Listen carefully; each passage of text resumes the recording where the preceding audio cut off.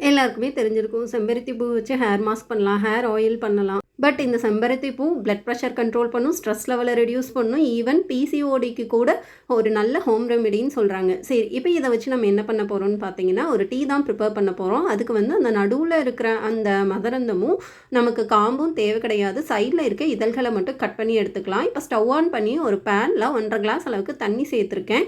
இப்போ இந்த செம்பருத்தி பூவோட இதழ்களை மட்டும் கட் பண்ணி சேர்த்துட்டு ஒரு 5 நிமிஷம் இந்த மாதிரி கொதிக்க வச்சோன்னா இதில் இருக்க எசன்ஸ்லாம் வந்துட்டு நல்லா இறங்கிரும்.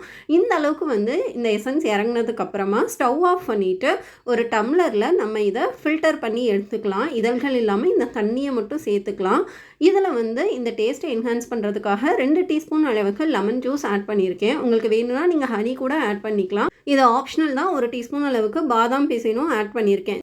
ட்ரை பண்ணி பார்த்துட்டு எப்படி இருந்ததுன்னு கமெண்ட் பண்ணுங்கள். தேங்க்யூ ஃபார் வாட்சிங். வீடியோ பிடிச்சிருந்தா மறக்காமல் சப்ஸ்கிரைப், லைக் அண்ட் கமெண்ட் பண்ணிடுங்க.